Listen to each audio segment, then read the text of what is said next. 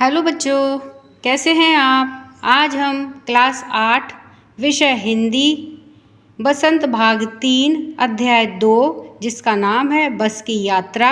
इसके लेखक हैं हरिशंकर परसाई। इसके हम प्रश्न उत्तर करते हैं। पहला है कारण बताएं। प्रश्न 1, मैंने उस कंपनी के हिस्सेदार की तरफ पहली बार श्रद्धा भाव से देखा। लेखक के मन में हिस्सेदार के लिए श्रद्धा क्यों जग गई। उत्तर है बस के टायर घिसकर बिल्कुल खराब हो चुके थे। इसी वजह से पुलिया के ऊपर बस का टायर पंचर हो गया था, जिससे बस जोर से हिलकर रुक गई। यदि बस तेजी से चल रही होती तो अवश्य ही उछलकर नाले में गिर जाती।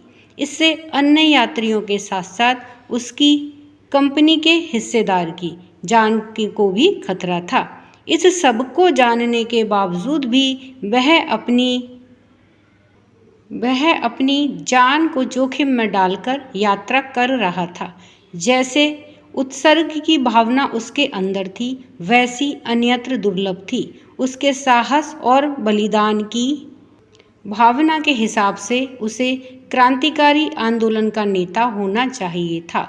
इसी वजह से लेखक के मन में हिस्सेदार के लिए श्रद्धा जागी थी। प्रश्न 2, लोगों ने सलाह दी कि समझदार आदमी इस शाम वाली बस से सफ़र नहीं करते। लोगों ने यह सलाह क्यों दी। उत्तर है लोगों ने यह सलाह लेखक को दी थी क्योंकि वे यह जानते थे कि बस की हालत बहुत ख़राब है। रास्ते में बस कभी भी और कहीं भी धोखा दे सकती है। बस यात्रियों को गंतव्य तक पहुंचा ही देगी, यह कहना मुश्किल था। प्रश्न 3, ऐसा जैसे सारी बस ही इंजन है और हम इंजन के भीतर बैठे हों। लेखक को ऐसा क्यों लगा। उत्तर है लेखक को ऐसा इसलिए लगा क्योंकि जब बस को स्टार्ट किया गया तब पूरी बस जोर से आवाज़ करती हुई इस तरह से हिलने लगी जैसे बस का इंजन आवाज़ करता है और हिलता है। ऐसे में लेखक और यात्रियों को लगा कि जैसे सारी बस ही इंजन है और हम इंजन के अंदर बैठे हैं। प्रश्न 4, गजब हो गया, ऐसी बस अपने आप चलती है। लेखक को यह सुनकर हैरानी क्यों हुई। उत्तर है लेखक ने बस को देखा कि बस अत्यंत पुरानी और खटारा सी लग रही थी। उस बस को देखकर विश्वास नहीं हो रहा था कि यह सफ़र तय कर सकती है। इसी कारण उसने कंपनी के हिस्सेदार से पूछा कि यह बस चलती भी है। तब उन्होंने कहा कि यह अपने आप चलती है। इसलिए लेखक को यह सुनकर हैरानी हुई। प्रश्न 5, मैं हर पेड़ को दुश्मन समझ रहा था। लेखक पेड़ों को दुश्मन क्यों समझ रहा था। उत्तर है बस की दशा ऐसी थी कि उसे ज़बरदस्ती चलाया जा रहा था। कभी भी उसकी ब्रेक फेल हो सकती थी या उसका कोई भी पुर्जा खराब हो सकता था। मन में इसी भय के कारण जो भी पेड़ आता तो लेखक को लगता कि बस इस पेड़ से टकरा जाएगी। इसीलिए लेखक पेड़ों को अपना दुश्मन समझ रहा था। पाठ से आगे। प्रश्न 1, सविनय अवज्ञा आंदोलन किसके नेतृत्व में, किस उद्देश्य से तथा कब हुआ था। इतिहास की उपलब्ध पुस्तकों के आधार पर लिखिए। उत्तर है सविनय अवज्ञा आंदोलन महात्मा गांधी जी के नेतृत्व में मार्च 1930 में अंग्रेजों के खिलाफ हुआ था। उस समय भारतीय समाज की दशा अत्यंत दयनीय थी। गरीब जन केवल नमक के साथ रोटी खाकर अपना पेट भर लेते थे। ऐसे में अंग्रेजी शासन ने नमक पर भी टैक्स लगा दिया। इससे गांधी जी बहुत दुखी हुए। उन्होंने गुजरात के साबरमती आश्रम से 250 किलोमीटर की पैदल यात्रा करके समुद्र किनारे बसे दांडी गांव में नमक बनाकर कानून भंग किया। इसे दांडी यात्रा, नमक सत्याग्रह व सविनय अवज्ञा आंदोलन आदि नामों से पुकारा जाता है। प्रश्न 2, सविनय अवज्ञा का उपयोग व्यंग्यकार ने किस रूप में किया है, लिखिए। उत्तर है सविनय अवज्ञा का उपयोग व्यंग्यकार ने बस की जीर्ण शीर्ण दशा तथा उसके किसी प्रकार चलते जाने के संदर्भ में किया है। लेखक जिस बस में बैठकर यात्रा कर रहा था, उस बस के चलने पर उसे बस का एक भी भाग सही नहीं लग रहा था। फिर भी थोड़ी दूर चलने के बाद वह इस प्रकार चलने लगी जैसे उसके सभी भाग मिलकर सविनय अवज्ञा आंदोलन की तरह एक हो गए हों, अर्थात जैसे उसके सारे हिस्सों के पुर्जों के भेदभाव समाप्त हो गए हों। जिस प्रकार सविनय अवज्ञा आंदोलन के समय सभी भारतीयों ने आपसी धार्मिक भेदभाव और आपसी मतभेदों को भुलाकर अंग्रेजों के द्वारा नमक पर टैक्स लगाने के विरोध में गांधी जी जैसे कुशल ड्राइवर का साथ दिया और सभी ने दांडी यात्रा कर समुद्र तट पर नमक बनाकर अंग्रेजों को सबक सिखाया। प्रश्न 3, आप अपनी किसी यात्रा के खट्टे मीठे अनुभवों को याद करते हुए एक लेख लिखिए। उत्तर है, पिछले वर्ष मैं अपने परिवार के साथ छुट्टियां मनाने वृंदावन गया था। वहां पूरे दिन मंदिरों में भगवान श्री कृष्ण के अलग अलग रूपों के दर्शन किए। उसके पश्चात हमें भूख का एहसास होने पर एक ठेले से पपीता खरीदा। उस पपीते को हमने होटल में जाकर खाने का निश्चय किया। पपीता मेरी पत्नी के हाथ में था। हम सड़क पर पैदल पैदल चल रहे थे कि एक बंदर आया और मेरी पत्नी के हाथ से पपीते को छीनकर ले गया। 2 दिन हमने वृंदावन में ही बिताए। 2 दिन के पश्चात हम टैक्सी लेकर मथुरा के लिए रवाना हुए। टैक्सी से उतरते समय एक बैग टैक्सी में ही रह गया जिसमें हमारे कपड़े थे। हमें बैग के टैक्सी में रहने का पता चलते ही घबरा गए और पुनः वहां पहुंचे जहां टैक्सी वाले ने हमें उतारा था। हम देखते हैं कि टैक्सी वाला वहां बैग के साथ हमारा इंतजार कर रहा था। बैग लेकर मैंने टैक्सी वाले को तथा भगवान को धन्यवाद दिया और बस में बैठकर वापस जयपुर के लिए रवाना हो गए। मन बहलाना।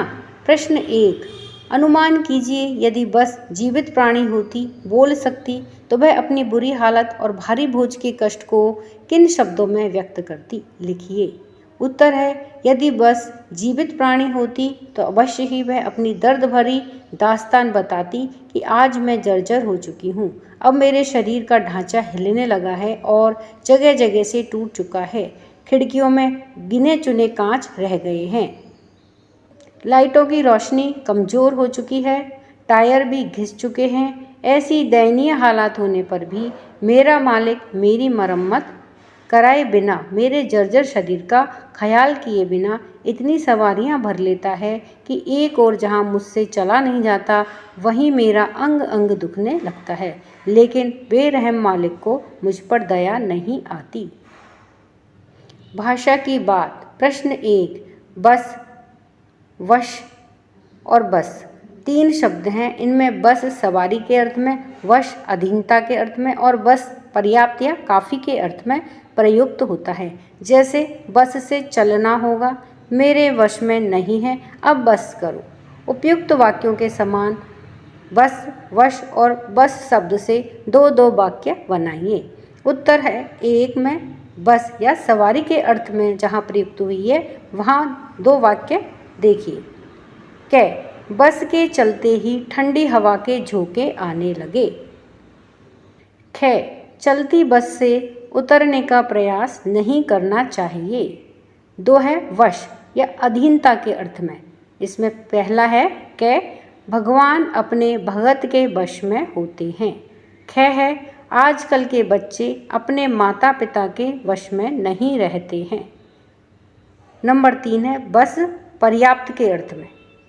बस करो, अब आगे और नहीं चल पाऊंगा।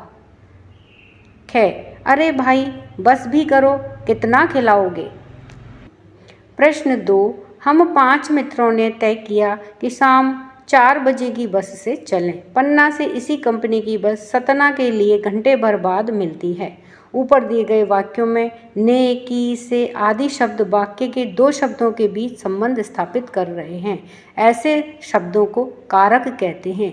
इसी तरह जब 2 वाक्यों को एक साथ जोड़ना होता है कि का प्रयोग होता है। कहानी में से दोनों प्रकार के 4 वाक्यों को चुनिए। उत्तर है पहला, कारक चिन्हों से जुड़े वाक्य। पहला है, डॉक्टर मित्र ने कहा डरो मत चलो। इसमें कारक चिन्ह है ने। नंबर 2, यह बस पूजा के योग्य थी, तो इसमें कारक चिन्ह है के। नंबर 3, पेट्रोल की टंकी में छेद हो गया, इसमें कारक चिन्ह है में। नंबर 4, नई नवेली बसों से ज़्यादा विश्वसनीय हैं, तो इसमें कारक चिन्ह है से। नंबर 2, की योजक शब्दों से बनाने वाले वाक्य। नंबर 1, हमें लग रहा था कि हमारी सीट के नीचे इंजन है, इसमें योजक शब्द है की।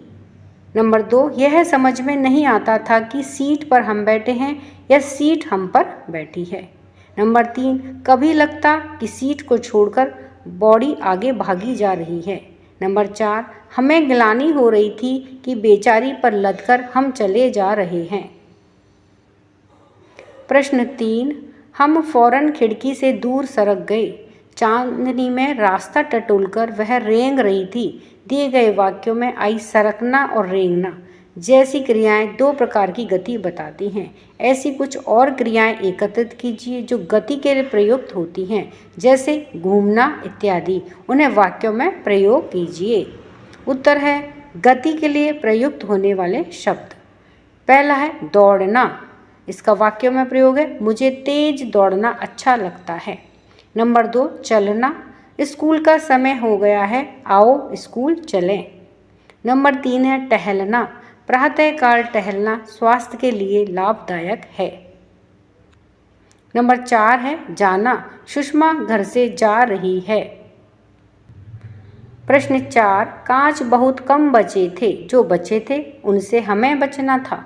इस वाक्य में बच शब्द को 2 तरह से प्रयोग किया गया है, एक शेष के अर्थ में और दूसरा सुरक्षा के अर्थ में। नीचे के दिए गए शब्दों को वाक्यों में प्रयोग करके देखिए। ध्यान रहे एक ही शब्द वाक्य में 2 बार आना चाहिए और शब्दों के अर्थ में कुछ बदलाव होना चाहिए। पहला है कै और दूसरा है खे में हार। उत्तर है एक ही शब्द के 2 अर्थ बताने वाले वाक्य। तो कै में जल, एक तो पानी होता है और एक जलना। वाक्यों में प्रयोग, इस वर्ष जल की बूंद नहीं गिरेगी तो धरती जल उठेगी। ख है हार, इसका एक अर्थ है पराजय और एक मतलब है माला।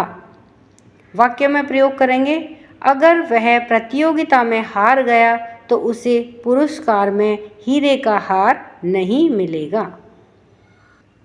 प्रश्न 5, बोलचाल में प्रचलित अंग्रेजी शब्द फर्स्ट क्लास में 2 शब्द हैं, फर्स्ट और क्लास। यहाँ क्लास का विशेषण है फर्स्ट।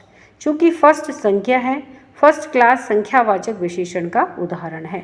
महान आदमी में किसी आदमी की विशेषता है महान, यह गुणवाचक विशेषण है। संख्यावाचक विशेषण और गुणवाचक विशेषण के 2 उदाहरण लिखिए। उत्तर है संख्यावाचक विशेषण 5, 4, 8, 10, 15, 20 आदि। गुणवाचक विशेषण का उदाहरण है वृद्धावस्था, अनुभवी, दयनीय, बलवान आदि। तो बच्चों हमारे प्रश्न उत्तर पूरे हुए। चैनल पे नए हैं तो चैनल को सब्सक्राइब करें। धन्यवाद।